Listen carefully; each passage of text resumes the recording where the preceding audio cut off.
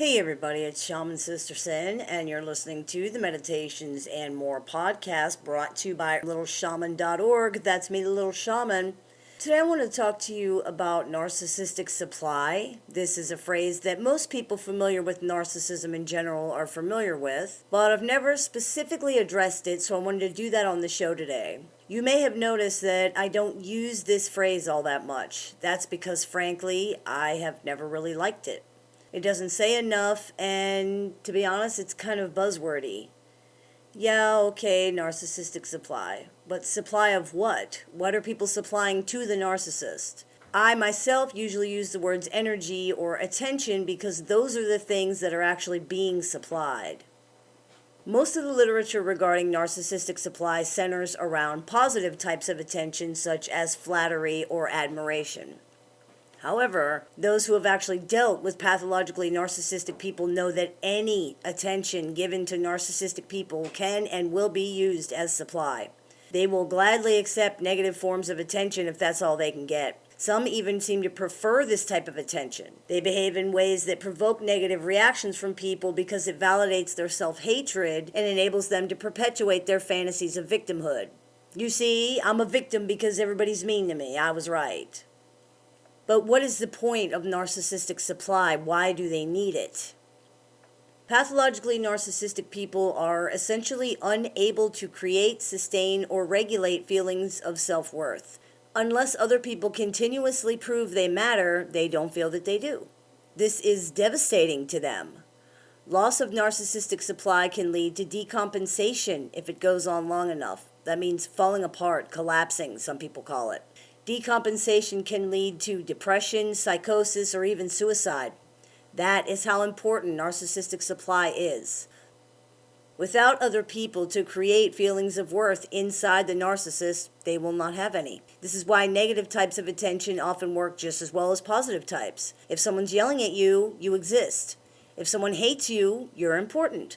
If someone argues with you, you matter. Even though they are not positive, these things still help validate the narcissist's worth, usually by simply acknowledging their existence.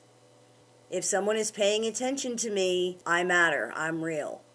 Narcissists exist in a world of self-hatred, pathological shame, and deep-rooted insecurity. They have very unstable or even non-existent identities.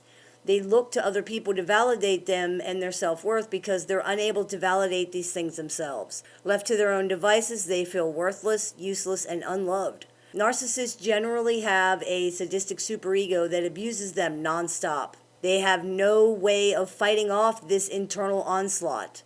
The only weapon they have against it is the reaffirming of their self-worth from other people. They attempt to secure this affirmation of their worth by creating a false self that's the opposite of what they believe themselves to be.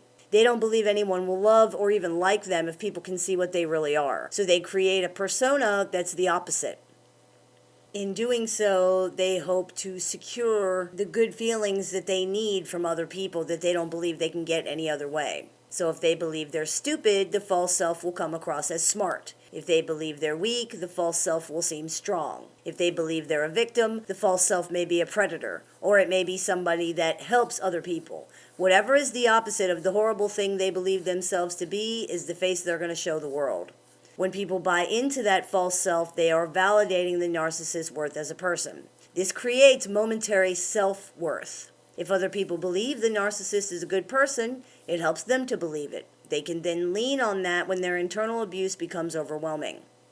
Of course, they never truly believe they're good people. Their self-hatred and shame is much too entrenched for that. They resent the fact that they have to rely on other people, and they resent the fact that they have to pretend in order to get other people to like them. This is experienced inside as something being wrong with themselves, but it's denied and projected outward as something being wrong with other people. There's nothing wrong with me, something's wrong with them. They just dislike me for no reason.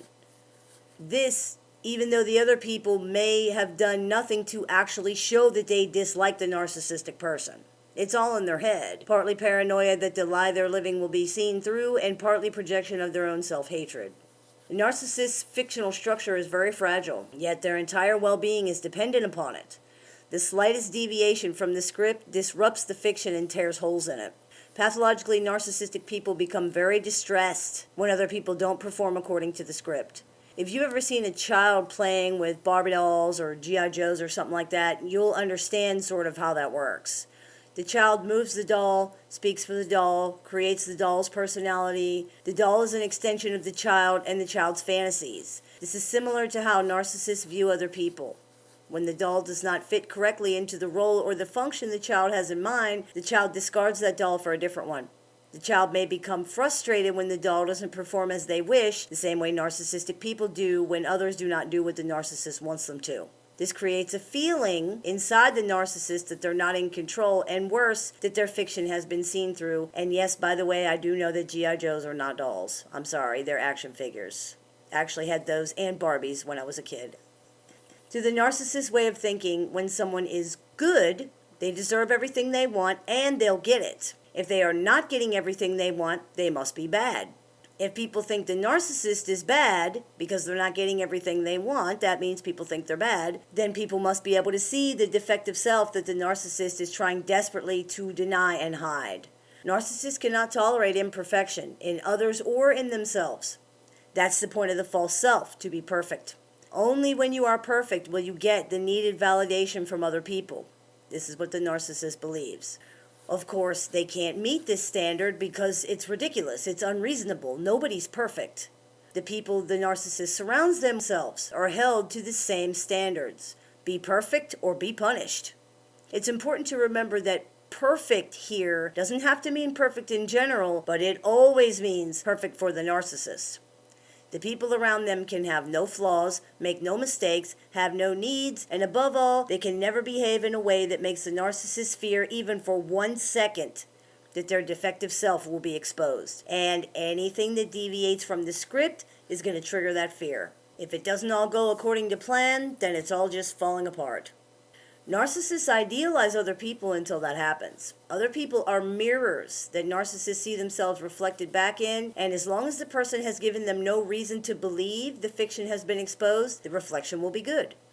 Once this happens, though, and they believe they've been exposed, the reflection becomes negative. And it's important to note the other person doesn't have to actually have done anything. The very fact that they have a flaw, that they made a mistake, that they have needs, that they're an individual, will make the narcissist feel that their false self has been seen through.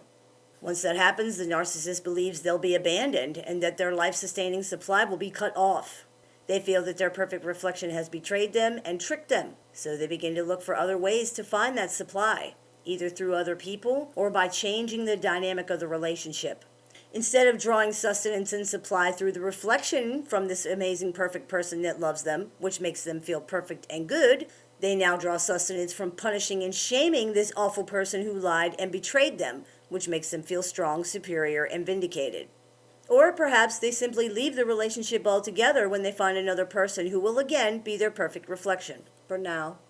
So, that is what narcissistic supply is. It is attention and energy from other people, either positive or negative, that supplies the narcissist with validation of their own worth. They can never receive enough of it. It's a bottomless pit. The moment they stop receiving it, they're immediately empty again.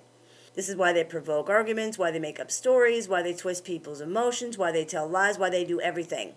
People's reactions to all of these things, good or bad, say to the narcissist, you matter. Someone is paying attention to you and you matter.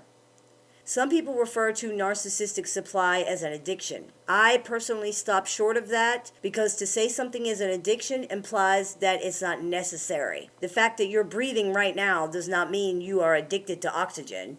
You're breathing because you have to. It's automatic. You're doing it to stay alive.